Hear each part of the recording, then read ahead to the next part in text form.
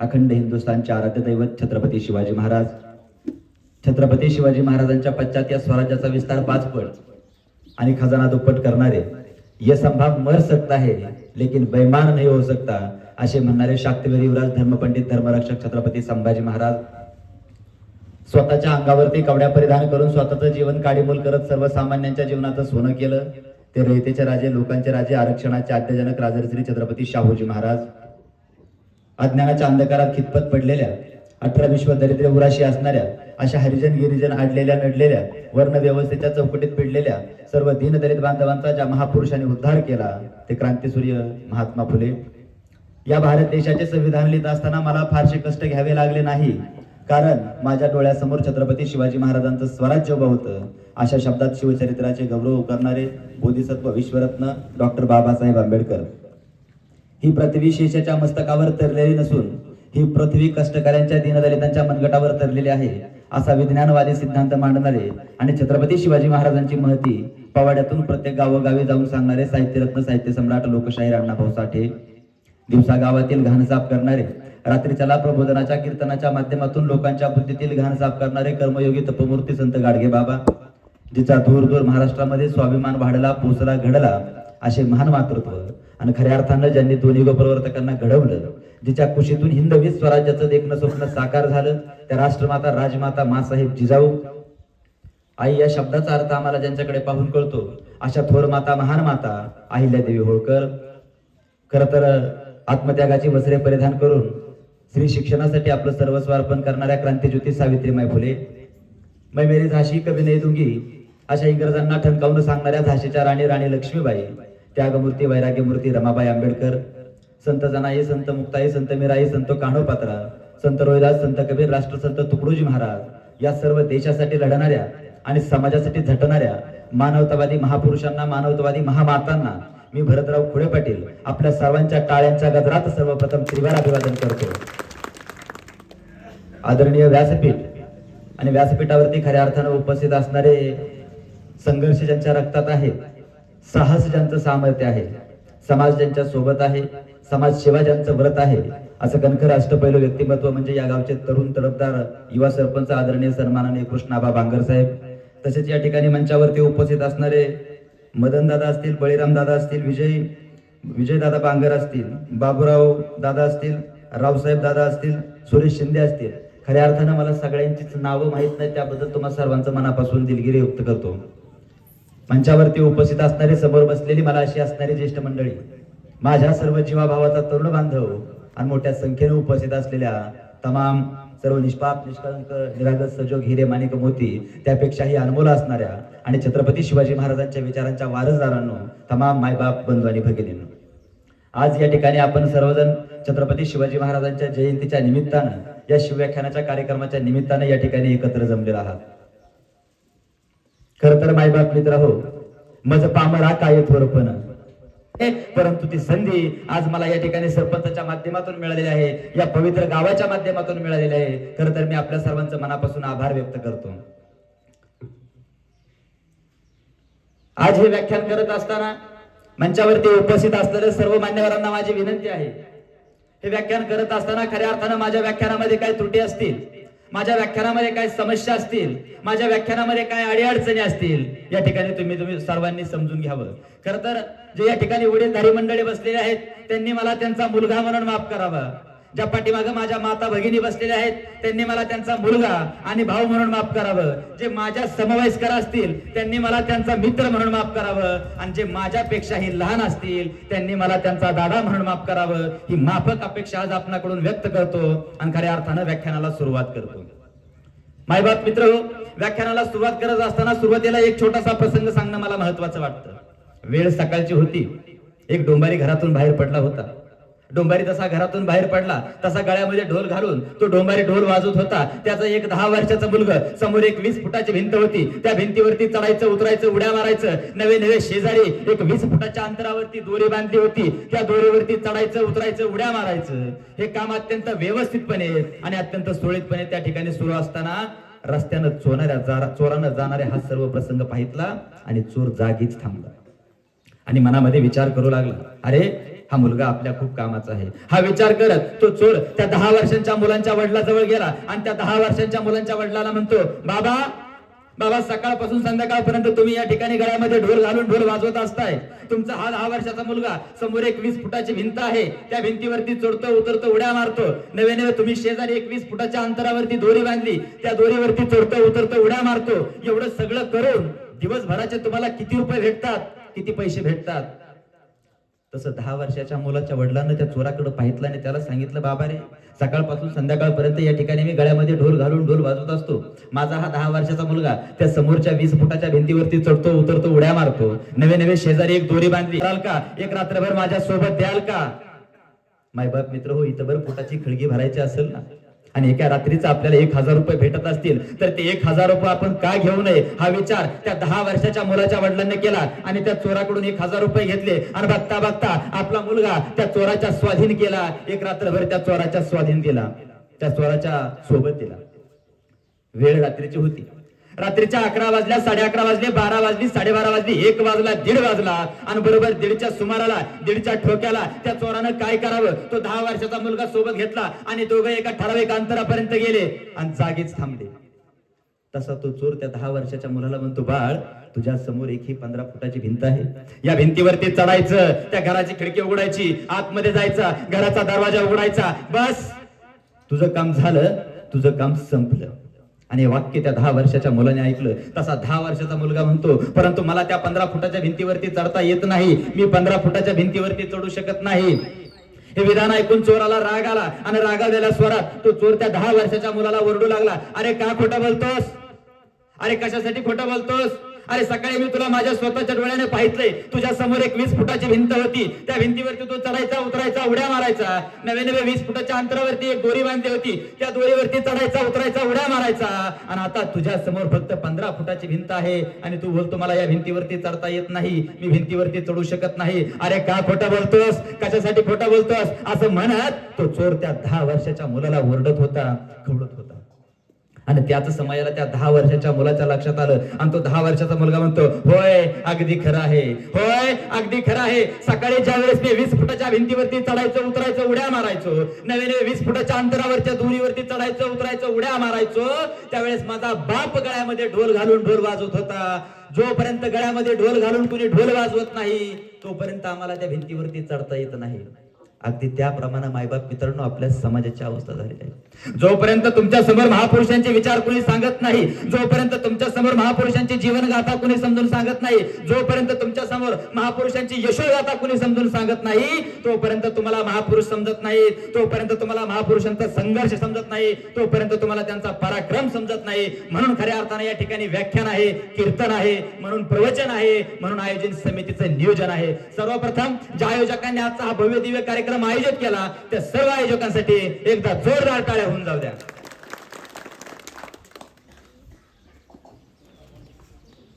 मी नेहमी सांगत असतो की छत्रपती शिवाजी महाराजांचं शिवचरित्र काय शिकवतं आणि शिवचरित्रातून आपण काय शिकावं.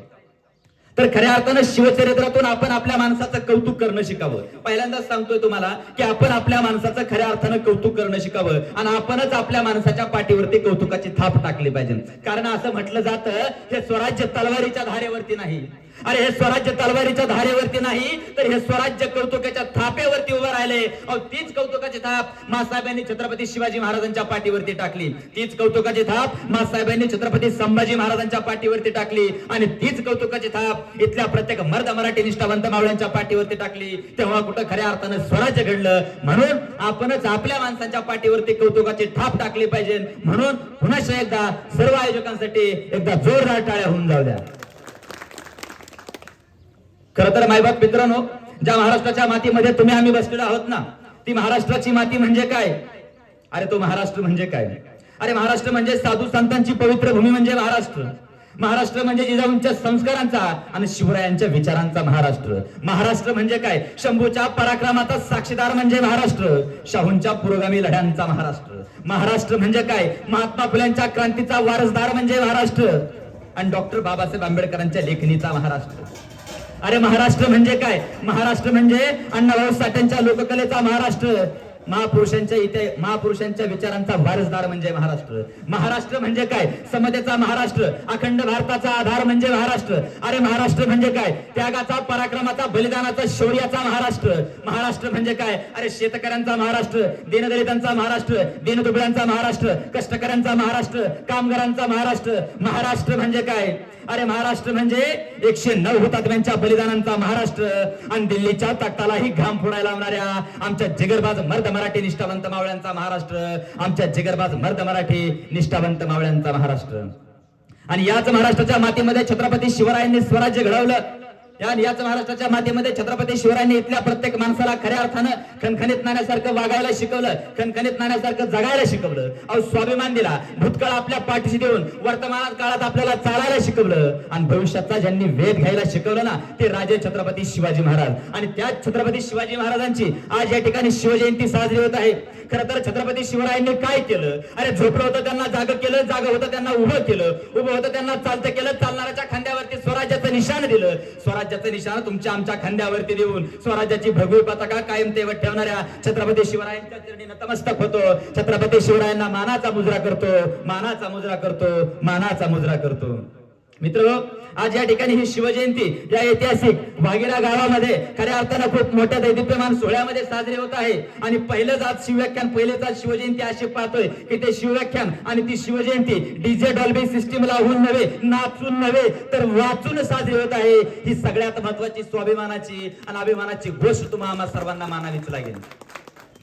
दैनंदिन जीवनामध्ये जीवन जगत असताना 1 नव्हे, 2 नव्हे, 3 नव्हे, 4 नव्हे, 5 नव्हे तर 450 वर्षापूर्वी जो राजा या मातीसाठी लढला आणि ज्या राजाने या मातीसाठी स्वतःचं बलिदान दिलं, नवे नवे स्वतःचं रक्त सांडलं, ते राजे छत्रपती शिवाजी महाराज. आणि इथलच्या प्रत्येक मर्द मराठी माणसांच्या मनामध्ये आणि मनातल्या नक्षामध्ये आणि नसातल्या प्रत्येक रक्ताच्या थेंबा थेंबामध्ये जर सळसळणारा विचार आणि सळसळणारी प्रेरणा जर कोणी निर्माण केली असेल तर ती छत्रपती शिवाजी महाराजांनी तयार केली असेल, ती छत्रपती शिवाजी महाराजांनी निर्माण केलेली असेल. दैनंदिन जीवनामध्ये जीवन जगत असताना मी नेहमी सांगत असतो की आज या ठिकाणी तुम्ही तरुण आहात, काही विद्यार्थी लोक या ठिकाणी बसलेले आहात, तुम्ही व्यवसायाच्या निमित्तानं, कामाच्या निमित्तानं एखाद्या राज्यात गेला, एखाद्या देशात गेला, एखाद्या परदेशात पर्यटनाच्या निमित्तानं गेला आणि जर त्या ठिकाणी तुम्हाला कोणी विचारलं ना, बाबांनो कुठल्या प्रांतातून आलात, कुठल्या देशातून आलात, कुठल्या राज्यातून आलात, तर मोठ्या छातीटोकपणे स्वाभिमानानं अभिमानानं सांगायचं की आम्ही त्या महामानवाच्या महान अशा महाराष्ट्रातून आलेलो आहोत, ज्यानं आलेल्या मरणाला सुद्धा लाजवलं आणि आलेल्या मरणाला जगावं कसं हे शिकवलं. त्या छत्रपती शिवरायांच्या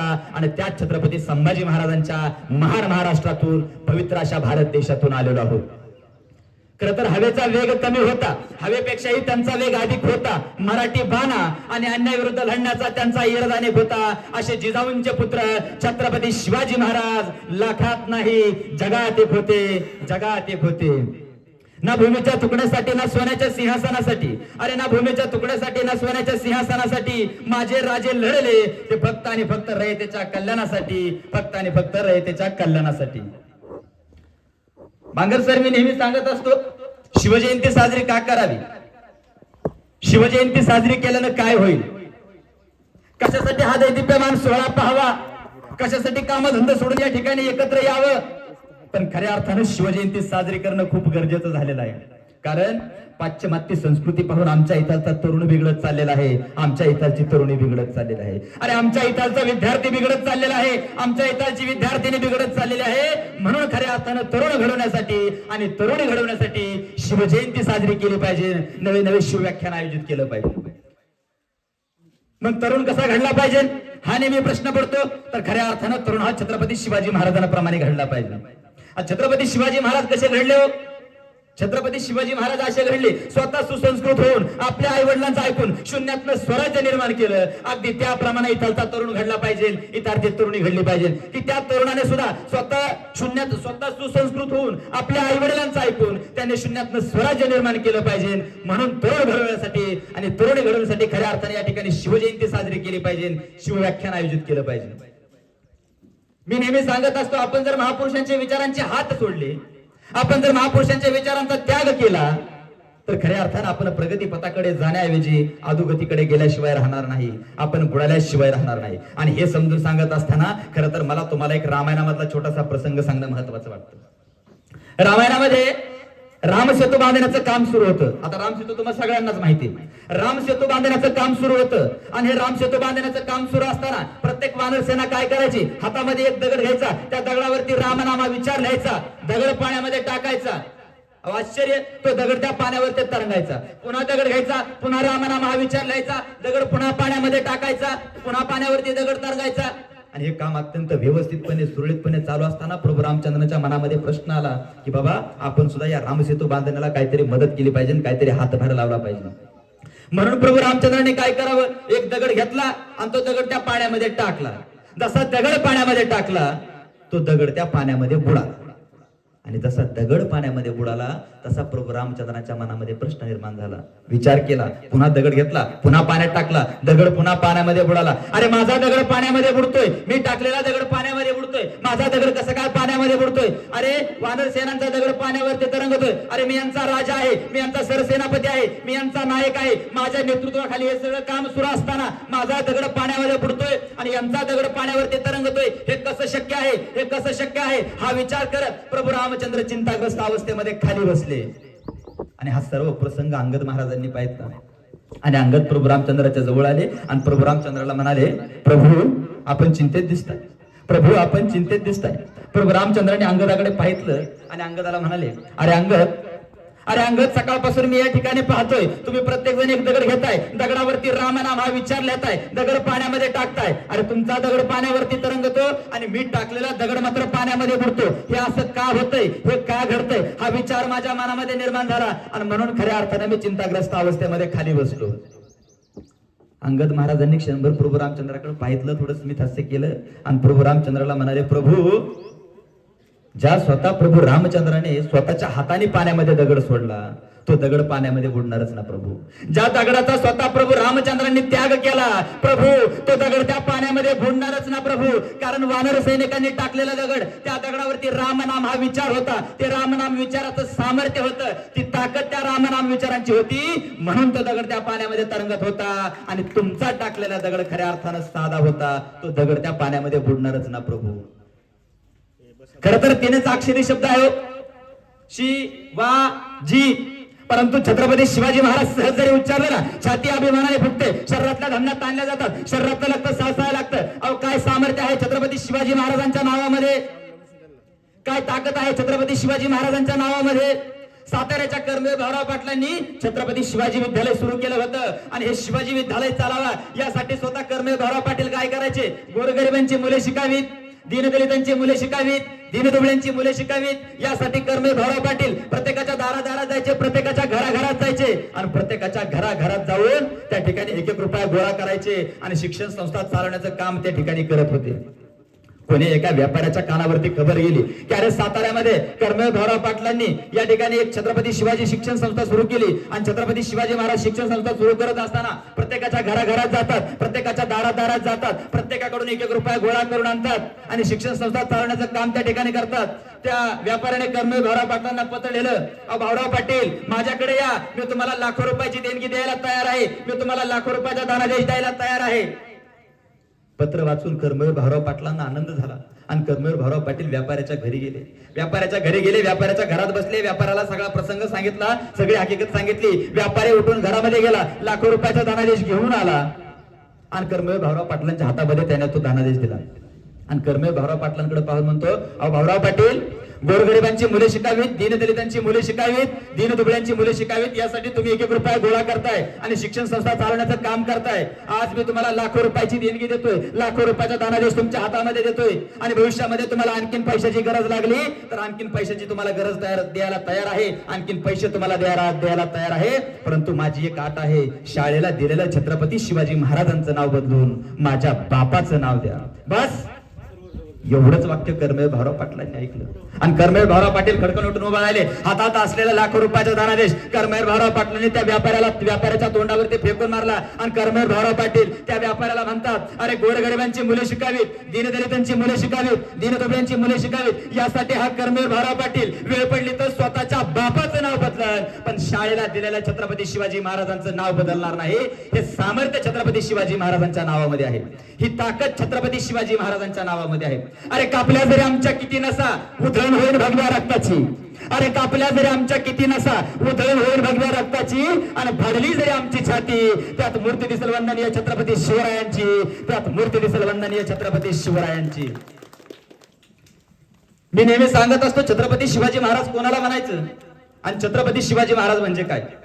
हल्लीच्या काळात तर छत्रपती शिवाजी महाराजांची व्याख्याच बदलून गेलेली आहे. एकदा काय करा या सर्व लहान मुलांसाठी एकदा जोरदार टाळ्या होऊन जाऊ द्या.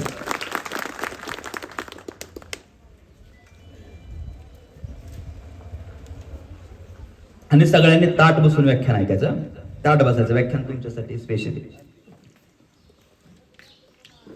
मी नेहमी सांगत असतो छत्रपती शिवाजी महाराज कोणाला म्हणायचं, छत्रपती शिवाजी महाराज म्हणजे कोण, हा नेहमी सातत्यानं प्रश्न पडतो. दादा हल्लीच्या काळामध्ये व्याख्याच बदलली छत्रपती शिवाजी महाराजांची. दाढी वाढवणं, कपाळाला चंद्राची कोर लावणं झाला छत्रपती शिवाजी महाराज. आणि आणखीन एक त्याच्या पुढचं सांगतो, दाढी तर वाढवणं, कपाळाला चंद्राची कोर पण असतं. गाडी असते आपल्याकडे टू व्हीलर, त्या गाडीवरती महाराजांचा फोटो असतो, पाठीमागं भगवं वादळ असतं नावलेलं, आणि गाडी ढाब्यामध्ये असते. अरे ही खऱ्या अर्थानं शोकांतिका आहे. आपणच आपल्या महापुरुषांची विटंबना करतो. म्हणून आजच्या व्याख्यानाच्या माध्यमातून मला तुम्हाला एकच सांगायचंय की कोणत्याही महापुरुषांची विटंबना आपण करता कामा नये. निश्चितपणे आपण त्यांच्या इतकं मोठं नाहीये, म्हणून कुठल्याही महापुरुषांची विटंबना करता कामा नये. मग छत्रपती शिवाजी महाराज कोणाला म्हणायचं, छत्रपती शिवाजी महाराज कशाला म्हणतात, आणि छत्रपती शिवाजी महाराज म्हणजे कोण. हल्ली बघतो आपण शिवभक्त कसा आहे आपल्या सगळ्यांना माहिती. छत्रपती शिवाजी महाराजांना खऱ्या अर्थानं सुपारीच्या खांडाचं व्यसन देखील नव्हतं. आणि आजचे शिवभक्त गोवा मावा खाऊन त्यांच्या जयंतीत डीजे डॉल्बी सिस्टीम लावून नाचतात.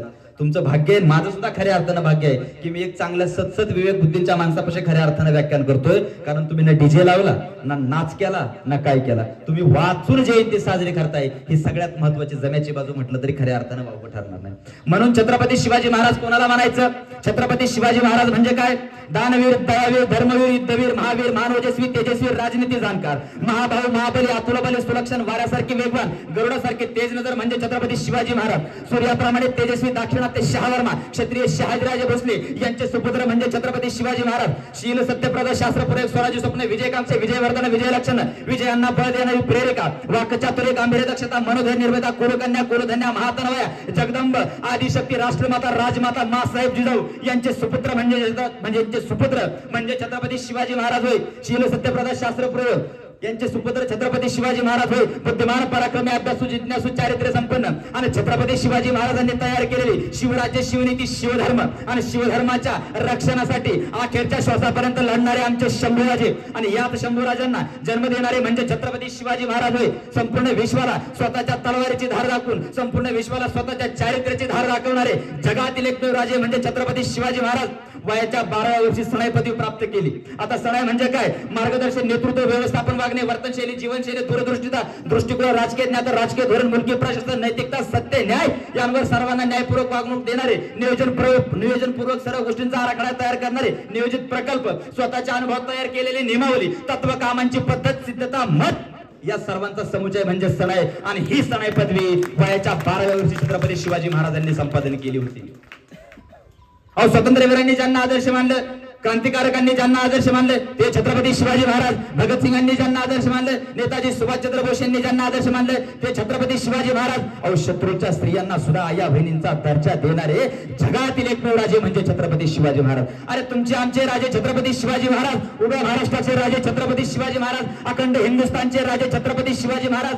छत्रपती शिवाजी महाराज कोण असं म्हणायचं, अरे जो 65 किलोची तलवार वागवतो त्याला यस्साजी म्हणतात. जो 2000 शत्रू सैनिकांशी एकटा झुंज देतो त्यांना बाजी म्हणतात. जो हात तुटला तरी लढत राहतो त्यांना तानाजी म्हणतात. जो दिल्लीवरून वाऱ्याच्या वेगाने घोडा पुण्याला घेऊन येतो त्यांना संताजी म्हणतात. जो शत्रूच्या छावणीमध्ये घुसतो आणि शत्रूच्या छावणीचा कळस कापून आणतो त्यांना धनाजी म्हणतात. आणि जो ढाण्या वाघाला सामोऱ्या जातो, ढाण्या वाघाला उभा फाडतो त्यांना संभाजी म्हणतात. आणि या सगळ्यांना एकत्रित घेऊन जे स्वराज्याच्या नंदनवनाचं तोरण बांधतो ना त्यांना छत्रपती शिवाजी महाराज म्हणतात. होय, त्यांना छत्रपती शिवाजी महाराज म्हणतात. बोला छत्रपती शिवाजी महाराज की. आवाज नाही आला. छत्रपती शिवाजी महाराज की. शिवपुत्र छत्रपती संभाजी महाराज की. भारत माता की.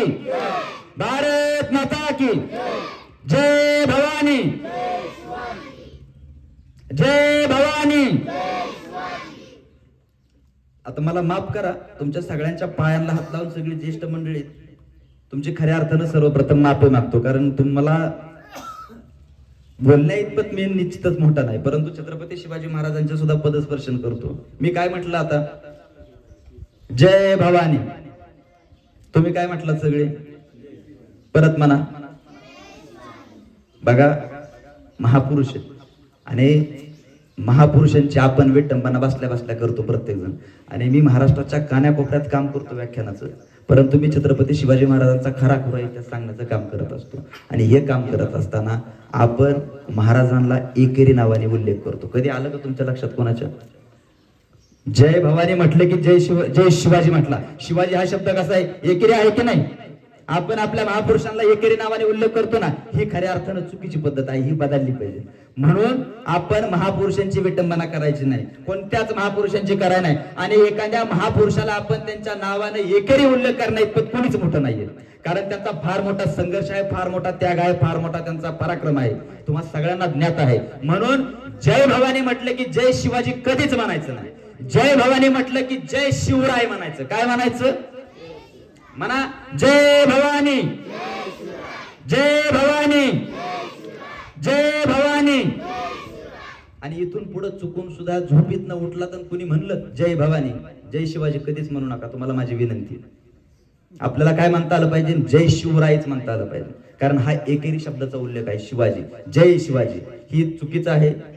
म्हणून मी अगोदर तुमच्या सगळ्यांची माफी मागितली, कारण मी तुम्हाला खऱ्या अर्थानं मार्गदर्शन करणे इतपत निश्चित मोठं नाही, पण मला जे सतसत विवेक बुद्धीला वाटलं ते मी सांगण्याचं काम माझ्या व्याख्यानातून सातत्यानं करत असतो. म्हणून जय भवानी म्हटलं की जय शिवराय म्हणत जा, एवढीच तुम्हाला हात जोडून कळकळीची विनंती आहे. हे ताट बसा मुलांना, ऐका. खरं तर विठोजी भोसले, मालोजी भोसले ही भोसले घराण्यातील दोन जन्माला आलेली कर्तबगार पोरं होती. 10 गावाच्या आखाड्यामध्ये जरी गेली ना, तर 10 गावाच्या आखाड्यामध्ये यांना कधी जोड भेटत नव्हता, अशी ही कर्तृत्ववान आणि कर्तबगार पोरं. एके दिवशी विठोजी भोसले, मालोजी भोसले लखुजी राजे यांच्या वाड्याला गेले, आणि लखुजी राजे वाड्यामध्ये आपल्या बसले होते. लखुजी राजांच्या मांडीवरती जिजाऊ बसलेल्या होत्या. पळत पळत जाऊन दुसऱ्या मांडीवरती शहाजी राजे बसले. आपल्या असं वडिलांच्या मांडीवरती कुणीतरी बसले हे पाहून जिजाऊंनी चिमकुडे काढायला सुरुवात केली.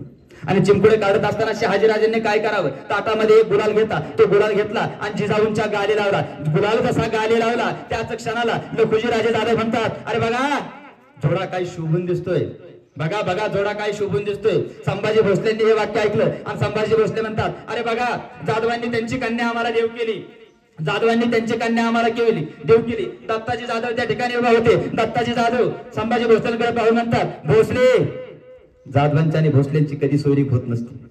जाधव कुठं आणि भोसले कुठं? तुम्हाला जर जाधवांच्या बरोबरीची सोयरी करायची असेल ना, तर सुरुवातीला तुम्हाला सर्वप्रथम तुम्हाला जाधवांच्या बरोबरीचं व्हावं लागेल, आणि तेव्हा कुठं ही सोयरी होईल. आणि हे वाक्य ऐकून संभाजी भोसल्यांना राग आला, शहाजी भोसल्यांना राग आला, आणि ते दोघे त्या दरबारातून निघून गेले. मित्र, काही कालावधी उलटला गेला, काही दिवस उलटले गेले. बघता बघता भोसले जाधवांच्या बरोबरीचे झाले, आणि तेव्हा कुठं जिजाऊंची आणि शहाजी राजांची सोयरी झाली. अनेक दिवस उलटले गेले, अनेक कालावधी उलटला गेला. आणि एका कार्यक्रमाच्या निमित्तानं भोसले जाधव खंडागळे लखुजी राजे जाधव यांच्या वाड्यामध्ये बसले होते. सगळे वाड्यामध्ये बसले असताना अचानक पाठीमागून कुणीतरी आवाज दिला, अरे पळा पळा धावा धावा, खंडागळांचा हत्ती पिसाळलाय, पळा पळा धावा धावा. लखुजी राजे धावत धावत गेले, आपले 4-5 सैन्याला बोलून घेतलं आणि सांगितलं, अरे जा, खंडागळांचा हत्ती पिसाळलाय, त्या हत्तीला ताब्यामध्ये घेण्याचा प्रयत्न करा. लखुजी राजांचं 4-5 सैन्य धावत धावत गेलं, पळत पळत गेलं, हत्तीला ताब्यामध्ये घेण्याचा प्रयत्न केला. हत्ती मात्र ताब्यामध्ये आलाच नाही. त्या हत्तीने लखुजी राजांचं 4-5 सैन्य आपल्या पायाखाली घेतलं. सैन्य रक्ताच्या धावल्यात पडलं. हा सर्व प्रसंग संभाजी भोसलेंनी पाहितला, आणि संभाजी भोसले म्हणतात, जाधव, हत्तीला ताब्यामध्ये घ्यायचं असेल ना जाधव, मनगटामध्ये रग आणि छातीमध्ये धग असावी लागते. जी रग आणि धग जाधवांच्या मनगटामध्ये नाही. अहो, दत्ताजी जाधवांना राग आला, मेनातून सपदिशी तलवार उपसली आणि हत्तीवरती पाठीमागून वार करत सुटले. हत्तीवरती सपासप वार करत होते. पाठीमागून खंडाळून सांगत होते, जाधव, हत्तीला मारायचं नाही जाधव, हत्तीला ताब्यामध्ये घ्यायचाय. क्षणार्धात उशीर झाला आणि बलाढ्य हत्ती रक्ताच्या थावल्यात पडला. बलाढ्य हत्ती रक्ताच्या थावल्यात पडला. हत्तीला रक्ताच्या थावल्यात पडल्याला पाहून संभाजी भोसले दत्ताजी जाधवांना म्हणतात, जाधव, अरे मनगटामध्ये एवढीच खुमखुमी असेल ना, अरे जाधव, मनगटामध्ये एवढीच खुमखुमी असेल ना, मुख्या प्राणांवरती काय वार करताय? अरे आमच्यावरती वार करा. दत्ताजी जाधवांनी तीच रक्ताळलेली तलवार संभाजी भोसलेंवरती टाकली. संभाजी भोसलेंनी एक वार झेलला आणि दुसऱ्या वारातच दत्ताजी जाधवांना रक्ताच्या थावल्यात पडलं. वडील लखुजी जाधव धावत धावत आले. पाहतात तर काय, आपलं असं हाडामासाचं पोर रक्ताच्या थरळ्यात पडलंय. रक्ताच्या थरळ्यात पडलेल्या मुलाला पाहून लखुजी राजांनी काय करावं, मेनातून सपादिशी तलवार उपसली आणि शहाजी संभाजी भोसलेंवरती टाकली. संभाजी भोसलेंनी एक वार घेतला, परंतु दुसऱ्या वारातच लखुजी जाधवांनी संभाजी भोसलेंना रक्ताच्या थरळ्यात पडलं. मध्ये चालू शहाजी राजे धावत धावत आले. त्यांच्या दंडावरती वार झाला आणि मग खऱ्या अर्थाने युद्ध कुठंतरी शांत झालं. ही लढाई थांबल्या गेली. मायबाप पित्र हो, दत्ताजी जाधवांची माणसं दत्ताजींचं प्रेत घेऊन गेली. संभाजी भोसलेंची माणसं संभाजी भोसल्यांचं प्रेत घेऊन गेली. दत्ताजी जाधवांची माणसं दत्ताजी जाधव मेले म्हणून रडत होते, तर संभाजी भोसलेंची माणसं संभाजी भोसले मेले म्हणून रडत होते. मात्र आऊसाहेबांनी रडायचं कोणासाठी? आऊसाहेबांनी रडायचं कोणासाठी? अरे एकीकडे सक्का भाव मेला होता, तर एकीकडे सक्का दीर मेला होता. मात्र आऊसाहेब रडत होते या नादान महाराष्ट्रासाठी. अरे ही आपलीच माणसं आपल्याच मातीमध्ये आपलंच रक्त साडू पाहत होते. मासाहेबांना राग आला आणि मासाहेब शिवाई मातेच्या मंदिरात गेले आणि शिवाई मातेला प्रार्थना केली, हे शिवाई माते, गोरगरिबांचं राज्य येण्यासाठी, दीनदलितांचं राज्य येण्यासाठी, दीनदुबळ्यांचं राज्य येण्यासाठी, मराठ्यांचं राज्य येण्यासाठी मला एक असा पुत्र दे. आणि मग वाराही शांत झाला, दगडालाही पाजर फुटला आणि 19 फेब्रुवारी 1630 रोजी शिवनेरीवरती बाळ शिवबाराजांचा जन्म झाला. पुत्र जिजाऊंना झाला, पुत्र शहाजींना झाला, पुत्र अवघ्या महाराष्ट्राला झाला. सनई चौघडे वाजू लागले, आनंद वातावरण सुरू झालं आणि छत्रपती बाळ शिवराजांच्या जन्मानंतर खऱ्या अर्थानं या महाराष्ट्रामध्ये परिवर्तन निर्माण झालं. मी नेहमी सांगत असतो, छत्रपती शिवाजी महाराजांच्या शिवचरित्रातून काय घ्यावं, काय शिकावं, सातत्याने सांगत असतो.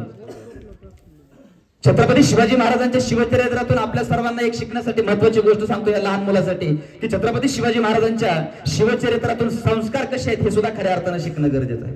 शिवचरित्र आपल्याला शिकवून जातं संस्कार कसे असतात. मासाहेबांनी शिवराजांवरती संस्कार केले, तेच संस्कार संभाजीराजांवरती केले, तेव्हा कुठं खऱ्या अर्थानं स्वराज्य घडलं. मग मासाहेबांनी संस्कार कसे केले? माझ्या पाठीमागं माता भगिनी बसल्यात, त्यांच्या पायांना हात लावून विनंती करून सांगतो मी की आजची आई आपल्या मुलावरती संस्कार कसे करते. आता आपल्या ग्रामीण भागात तो विषय राहिला नाही, पण मी शहरात राहतो, पुण्यासारख्या ठिकाणी मला माहिती की खऱ्या अर्थानं आपली आई मुलांना जास्तीत जास्त पार्लर मध्ये सजण्यातच तिचा वेळ जात असतो आणि ही वास्तविकता खरी. म्हणून मासाहेबांनी शिवराजांवरती संस्कार कसे केले? एखादा लहान मुलगा आपल्या आईला म्हणलं, आई मी खेळायला जाऊ का? आई म्हणते नको रे बाबा.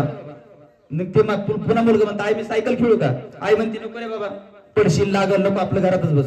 ते मुलगा वैतागत पुन्हा आईला म्हणता, आई मी हे करू का?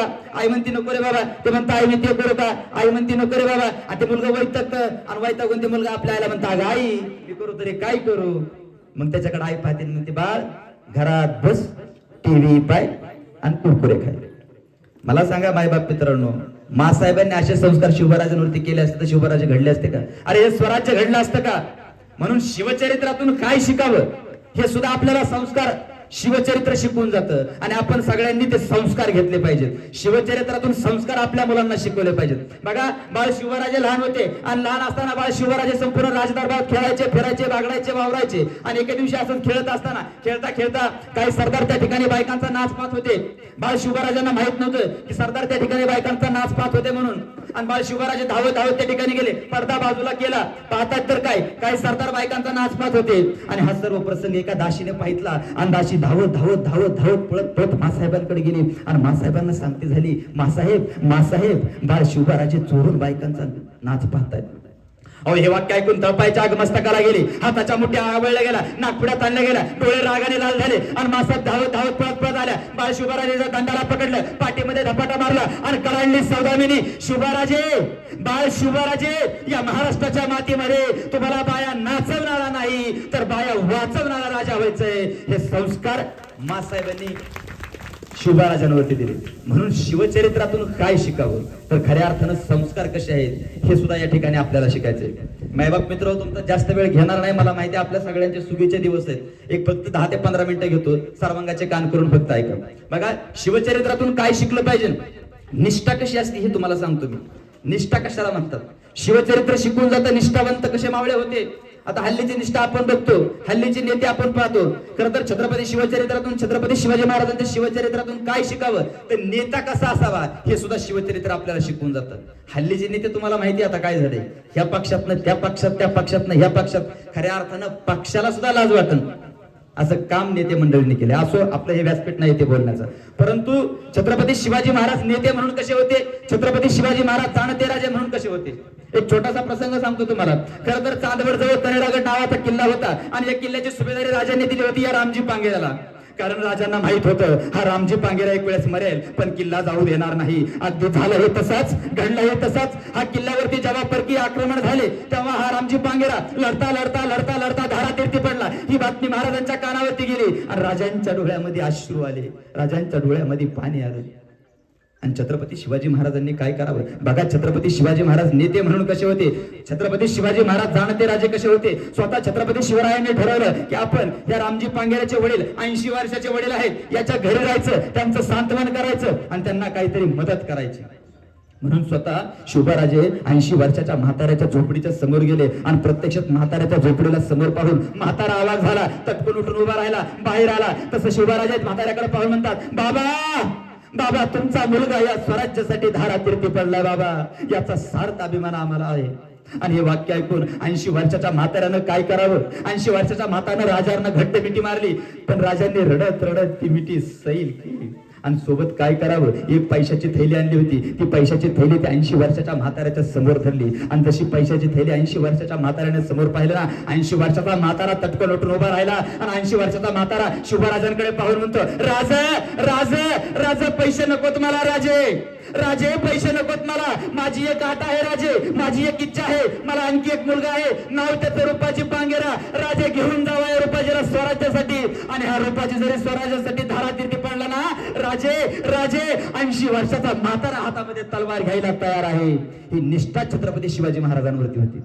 कारण छत्रपती शिवाजी महाराजांचं प्रेम प्रत्येक निष्ठावंत मर्द मराठी मावळ्यावरती होतं, आपल्या रयतेवरती होतं. म्हणून नेता कसा असावा हे शिवचरित्र आपल्याला शिकवून जातं.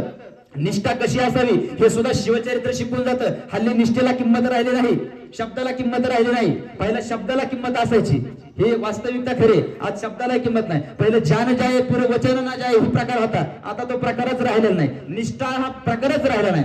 परंतु निष्ठा कशी होती हे सुद्धा आपल्याला शिवचरित्र शिकवून जातं. शिवचरित्रातून निष्ठा कशी असावी हे या ठिकाणी आपल्याला सगळ्यांना माहिती. म्हणून शिवचरित्र आणि शिवचरित्रातून निष्ठा कशी असावी हे सांगत असताना माझ्या फक्त माता भगिनींसाठी मी एक उदाहरण थोडंसं सांगणार आहे. बघा, सर्वांगाचे कान करून ऐका. खरं तर एके दिवशी रामायणामध्ये सीतामाता आरशासमोर बसल्या होत्या आणि सीतामातेनं काय करावं, एक चिमटभर कुंकू घेतलं, आपल्या कपाळी लावलं, आपल्या भांगामध्ये लावलं. आणि हा सर्व प्रसंग हनुमंतरायांनी पाहितला. आणि हनुमंतराय सीतामातेच्या जवळ गेले आणि सीतामातेला म्हणाले, माते हे काय आहे. आता किती केलं तरी ते हनुमंतराय बालब्रह्मचारी, त्यांचा आणि कुंकवाचा कधी काय संबंधच नाही. सीतामातेनं हनुमंतरायांकडे पाहिलं, क्षणभर हास्य केलं आणि सीतामाता हनुमंतरायांना म्हणली, अहो हनुमंतराय, याला कुंकू म्हणतात. जर हे चिमटभर कुंकू आपल्या कपाळी लावलं ना, हे चिमटभर कुंकू आपल्या माथ्याला लावलं ना, तर आपल्या धन्याचं आयुष्य वाढतं, आपल्या मालकाचं आयुष्य वाढतं. बस एवढंच वाक्य हनुमंतरायांनी ऐकलं. हनुमंतराय महालामध्ये गेले, अख्खा डबाभर कुंकू अंगावरती ओतून घेतलं. पूर्ण लालेलाल झाले, नखशिकांत लालेलाल झाले, केसापासून ते नकापर्यंत हनुमंतराय लालेलाल झाले. आज आपल्या प्रत्येक गावामध्ये हनुमंतरायाचं मंदिर असतं. हनुमंतराय कसे आहेत, लालेलाल, पूर्णपणे लालेलाल झाले. आणि लालेलाल झालेले हनुमंतराय राजदरबारामध्ये गेले. जसे राजदरबारामध्ये गेले तसे सगळे लोक त्यांच्याकडे पाहून हसायला लागले. आणि हनुमंतराय प्रभू रामचंद्राच्या जवळ जाऊन उभा राहिले. आणि प्रभू रामचंद्राकडे पाहत प्रभू रामचंद्राने हनुमंतरायांकडे पाहिलं, म्हणजे हनुमंतराय हे काय केलं तुम्ही, तुम्ही अंगावरती कुंकू कशासाठी ओतून घेतलंय, काय कारण आहे तुम्ही अंगावरती कुंकू ओतून घ्यायचं. हनुमंतरायांनी प्रभू रामचंद्राकडे पाहिलं. प्रभू रामचंद्राला म्हणाले, प्रभू आता हे सगळेच हसते, अख्खा राजदरबारात हसतोय, तुम्हाला हसायचं असलं तर तुम्ही हसून घ्या. हनुमंतराय म्हणले, प्रभू रामचंद्र म्हणले, हनुमंतराय मी हसणार नाही, पण खऱ्या अर्थानं तुम्ही तुमच्या अंगावरती कुंकू का ओतून घेतलंय हे समस्त राजदरबाराला कळणं गरजेचं आहे, समस्त राजदरबाराला सांगणं गरजेचं आहे. म्हणून घडलेला सगळा प्रसंग, घडलेली हकीकत खऱ्या अर्थानं तुम्ही या ठिकाणी सांगा. आणि मग हनुमंतरायांनी प्रभू रामचंद्राकडे पाहिलं, त्यांचा आदेश घेतला, त्यांची अनुमती घेतली आणि घडलेला सगळं प्रसंग सांगायला सुरुवात केली. म्हणे, प्रभू मी ज्यावेळेस सीतामातेच्या महालामध्ये गेलो ना, त्यावेळेस सीतामाता आरशासमोर बसल्या होत्या. आणि सीतामातेनं काय करावं, एक चिमटभर कुंकू घेतलं, आपल्या कपाळाला लावलं, आपल्या माथ्यावरती लावलं. आणि मी ते पाहिलं, मातेला विचारलं, माते याला काय म्हणतात. मातेने मला सांगितलं, हनुमंतराय याला कुंकू म्हणतात. जर चिमटभर कुंकू आपल्या कपाळी लावलं, जर चिमटभर कुंकू आपल्या माथ्यावरती लावलं ना, आपल्या धन्याचं आयुष्य वाढतं, आपल्या मालकाचं आयुष्य वाढतं. बस मी एवढंच वाक्य ऐकलं, मी महालामध्ये गेलो, अख्खा डबाभर कुंकू माझ्या अंगावरती ओतून घेतला, नखशिकांत लालेलाल झालो, गुडघ्यावरती बसलो आणि या सृष्टीच्या निर्मात्याला प्रार्थना केली, हे भगवंता या सृष्टीच्या निर्मात्याला प्रार्थना केली, हे भगवंता, जर एक चिमटभर कुंकवाने आपल्या धन्याचं आयुष्य वाढत असेल, जर एक चिमटभर कुंकवाने आपल्या मालकाचं आयुष्य वाढत असेल, तर मी माझ्या अंगावरती अख्खा डबा, कुंकवाचा डबा ओतून घेतलाय, परंतु माझा मालक, माझा प्रभू रामचंद्र माझ्या डोळ्यासमोर एक क्षणभर सुद्धा जाता कामा नये. याला निष्ठा म्हणतात. आणि हीच निष्ठा छत्रपती शिवाजी महाराजांच्या प्रत्येक मर्द मराठा मावळ्यांची होती. इथलचा प्रत्येक मर्द मराठी मावळा छत्रपती शिवरायांसाठी मरायला तयार होता, मिटायला देखील तयार होता. मग छत्रपती शिवाजी महाराजांचे निष्ठावंत मावळे कसे होते? खरं तर छत्रपती शिवाजी महाराजांचे निष्ठावंत मावळे सांगत असताना देवालाही अभिमान वाटावा अशी आपली मातृभूमी, साधू संतांची पवित्र भूमी आणि साक्षात हिमालयाला हेवा वाटावा असा आपला पाठीराखा रांगडा सह्याद्री आणि साऱ्या जगाला दिपून टाकणारा अतुलनीय इतिहास याच महाराष्ट्राच्या मातीमध्ये घडला, ज्या महाराष्ट्राच्या मातीमध्ये छत्रपती शिवरायांचा आणि छत्रपती संभाजी महाराजांचा जन्म झाला. आणि याच मातीमध्ये खऱ्या अर्थाने तुमचा आमचा जन्म झाला. अरे याच मातीमध्ये छत्रपती शिवरायांनी स्वराज्य घडवलं. पण हे स्वराज्य काय सहजासहजी घडले काय? हे स्वराज्य काय योगायोगाने घडले काय? कारण शिवराय आकाशात वीज चमकावे तसे आले आणि स्वराज्य घडवून गेले असे तर झाले नाही ना. त्यांच्या कार्याला, पराक्रमाला, कर्तृत्वाला काहीतरी परंपरा आहे. ती परंपरा तुम्ही आम्ही कधी जाणली आहे का? तो इतिहास तुम्ही आम्ही कधी जाणला आहे का? ती कारणे तुम्ही आम्ही कधी जाणली आहेत का? ज्यावेळेस तो इतिहास, ती परंपरा, ती कारणे तुम्ही आम्ही जाणण्याचा प्रयत्न करू, त्यावेळेस डोळ्यासमोर राहतात संताजी, धनाजी, येसाजी, हिरोजी, बाजी, रामजी, तानाजी यासारख्या मर्द मराठी निष्ठावंत मावळ्यांची आठवण झाल्याशिवाय राहत नाही. आणि त्यातलाच एक निष्ठावंत मर्द मराठी मावळा आहे बाजी प्रभू देशपांडे, ज्याच्या मृत्यूसाठी प्रत्यक्ष यमदेवही वाट पाहत बसला होता. नाव त्याचं बाजी प्रभू देशपांडे. बाजी प्रभू देशपांडे 6 फूट उंच, दोन बाजूला 2 तलवारीसारख्या टोकदार पेदार मिशा, डोक्याला आयरी शेंडी आणि बाकी सगळा तुळतुळीत गोटा. अरे हा मावळा असा उभा राहिला की रायगडाचा बुरुज उभा राहिल्यासारखा वाटे. आणि या बाजींचं नाव घेताच आठवतो तो चित्त थरारक दिवस, आठवतो ती काळी कमिंडरात, आठवते ती पावसाची रिपरिप आणि चिखलाची चिपचिप आणि बाजींच्या रक्ताने पावन झालेली ती घोडखिंड. अरे अंधाऱ्या रात्री पळत पळत यायचं, हातामध्ये तलवार घ्यायची, रात्रभर लढायचं. 6,000 विरुद्ध 300. अरे कसा मेळ बसायचा? 6,000 विरुद्ध लढायचं तर आपण मारलं जाणार होतं हे माहित होतं मावळ्यांना. 6,000 विरुद्ध लढायचं तर आपण कापलं जाणार होतं हे माहित होतं मावळ्यांना. तरी बी लढणार लढणार लढणार आणि लढणारच. अहो काय आश्चर्य, काय माणसं होती ती. प्रत्यक्ष शब्दालाही कोड पडावा अशी माणसं होती ती आणि हिमदेवालाही वाट पाहायला लावणारी माणसं होती ती. आणि बाजी राजांना म्हणतात, राज राज राज राजे, तुम्ही विशाळगडाची वाट धरा राजे. आणि तसे राजे बाजींकडे पाहून म्हणतात, अहो बाजी, आम्ही जर तुम्हाला सोडून गेलो तर लोक काय म्हणतील आम्हाला? तसे बाजी राजांना म्हणतात, अहो राज, आम्ही असताना जर तुम्हाला लढावं लागलं तर लोक काय म्हणतील आम्हाला? लोक नावं ठेवतील आम्हाला. जा राजे जा, आमच्या काळजीनं तुमची पावलं भितरता कामा नये, आमच्या काळजीनं तुमची पावलं डगमगता कामा नये. जा राजे जा. गेलात की एक काम करा राजे, गेल्या गेल्या तोफांचे 5 आवाज करा राजे. तोफांचे 5 आवाज कानावरती पड्यापर्यंत मरणार सुद्धा नाही राजे. तोफांचे 5 आवाज कानावरती पडेपर्यंत मरणार सुद्धा नाही राजे. हे वाक्य ऐकून शुभा राजांनी बाजींना घट्ट मिठी मारली, पण बाजींनी ती मिठी सैल केली आणि जडांतकरणाने राजे विशाळगडाकडे निघाले. बाजींनी आपल्या सर्व मर्द मराठी निष्ठावंत मावळ्यांना आपापली कामे वाटून सांगितली. मावळे खिंड अडवायला तयार झाले. तेवढ्यात वर बसल्या हिराने दिला आवाज, केली इशारत शत्रू आल्याची. तेवढ्यात आले आले आले आले शत्रूचा तोरण खिंडीमध्ये आले. तसे मराठी सज्ज झाले, सारसावून निघाले. बाजींच्या हातामध्ये 2 तलवारी, त्या 2 तलवारीच्या आतमध्ये येण्याची कोणाची हिंमत होत नव्हती. आणि झाली गर्जना हर हर महादेवची, झाली गर्जना जय भवानी जय शिवरायांची. घमासानी तो सुरू झाले. बाजींची तलवार वाऱ्याच्या वेगाने चालत होती. बाजींनी 6,000 पैकी 2,000 शत्रू सैनिक कापून काढला होता. सोबत 30-40 मावळे सुद्धा धारातीर्थी पडले होते. पहाटे 5 ते दुपारी 12 वाजेपर्यंत बाजींनी एकाही शत्रूला पुढे जाऊ दिलं नाही, एकाही. आणि बाजींचा हा रुद्रावतार पाहून चमकला सिद्धी बसून, आणि सिद्धी बसून विचार करतोय. अरे हा बाजी एकदा 10 जणांशी लढतोय. अरे हा बाजी एकदा 10 जणांच्या वार अंगावरती झेलतोय. अरे माणूस आहे की पहाड आहे, तरी पहाडासारखा उभाच आहे. आणि वैतागून सिद्धीनं बंदूकवाला बोलावला. आला आला आला बंदूकवाला आला आणि आल्या विचारत झाला, हुजूर हुजूर हुजूर बताइए किसमें गोली चला रही है? तसा सिद्धी त्याला सांगतोय, जो बीच में आदमी दिखाई दे रहा है ना, उसके ऊपर चला रही है गोली. जो पूरी तरह से लहूलुहान हो चुका है उसके ऊपर चला रही है गोली. जिसके शरीर पर अब वार होने के लिए जगह नहीं बची उसके ऊपर चला रही है गोली. बाजी वार सहन करून करून करून एवढे रक्ताळलेले होते, एवढे की सिंदूर फासल्या हनुमानासारखे दिसत होते. आणि तेवढ्यात सिद्धीची गोळी सुसाट वेगाने सुटली. छातार चिरत काळजात घुसली. ठप यातनेचा जाळ जाळ झाला नुसता.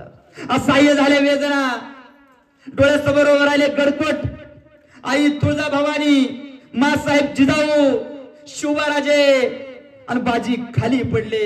आणि बाजींच्या तोंडून शब्द निघाले जगदंब जगदंब जगदंब.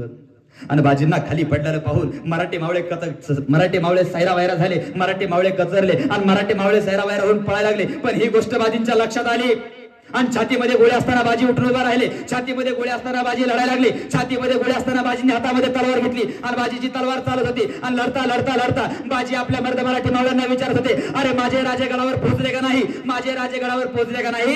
तेवढा धाड धाड धाड तोफांचा आवाज झाला आणि ते रक्त रक्त मुद्रा हजर करत राजे पोहोचले आपली फत्त झाली, राजे पोहोचले आपली फत्त झाली.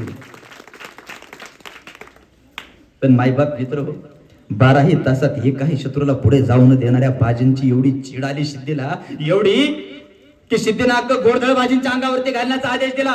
आणि सुटला आदेश, जाव कुचल दो उसे.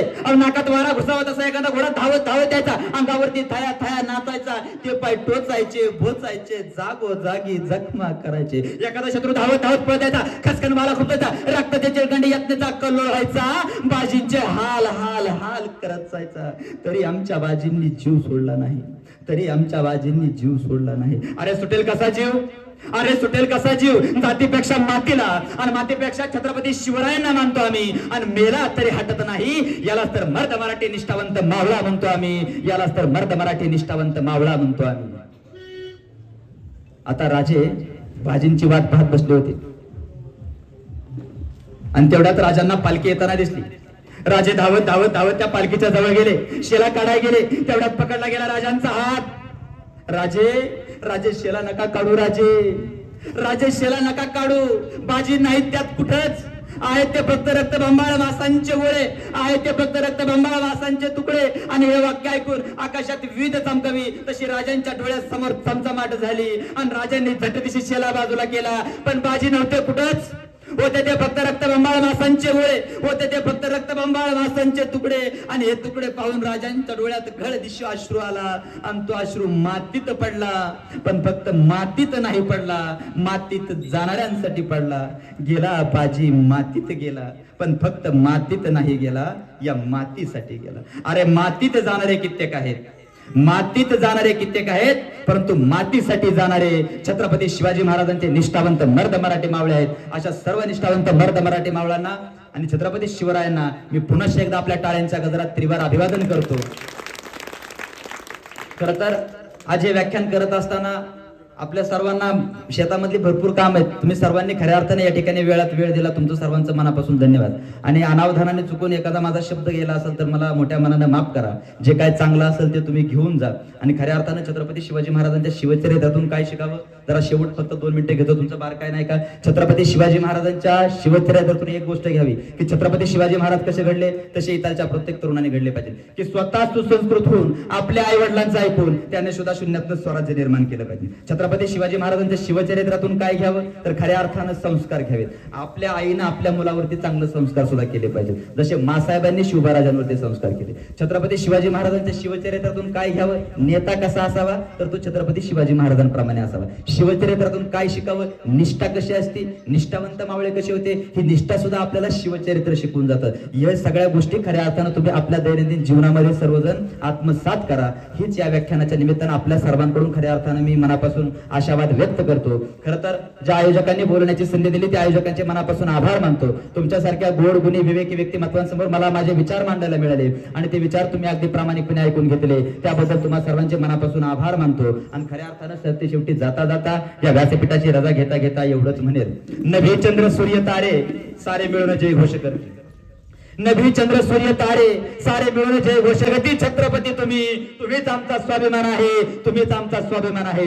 सह्याद्रीचा सिंह गरजतो शिवशंभू राजा, सह्याद्रीचा सिंह गरजतो शिवशंभू राजा. दरी खोऱ्यातून नाच गुंजला अवघा महाराष्ट्र माझा, अवघा महाराष्ट्र माझा. वंदन तुझला शतदा करतो धन्य तू शिवराया. अरे वंदन तुझला शतदा करतो धन्य तू शिवराया. श्री जातीचा मान राखीला तूच शिकवले जगाया, तूच शिकवले जगाया. एकच राजा इथे जन्मला शिवनेरी किल्ल्यावर, माझ्या राजांचं नाव गाजतोय गड किल्ल्यांच्या डोंगरावर, गड किल्ल्यांच्या डोंगरावर. राजे राजे स्वराज्य गिळण्यास अनेक गरी मिळाले. राजे स्वराज्य गिळण्यास अनेक गरी मिळाले. तुमच्या स्पर्शानंतर गवताचे ढाले झाले. दाखवून दिलं शत्रूला तुम्ही येथे पराक्रमाचा बाप आहे. राजे दाखवून दिलं शत्रूला तुम्ही येथे पराक्रमाचा बाप आहे. आले किती गेले किती काळजावर मात्र तुमची छाप आहे. काळजावर मात्र तुमची छाप आहे. धन्यवाद. जय हिंद, जय महाराष्ट्र, जय जिजाऊ, जय शिवराय, जय शंभूराजे.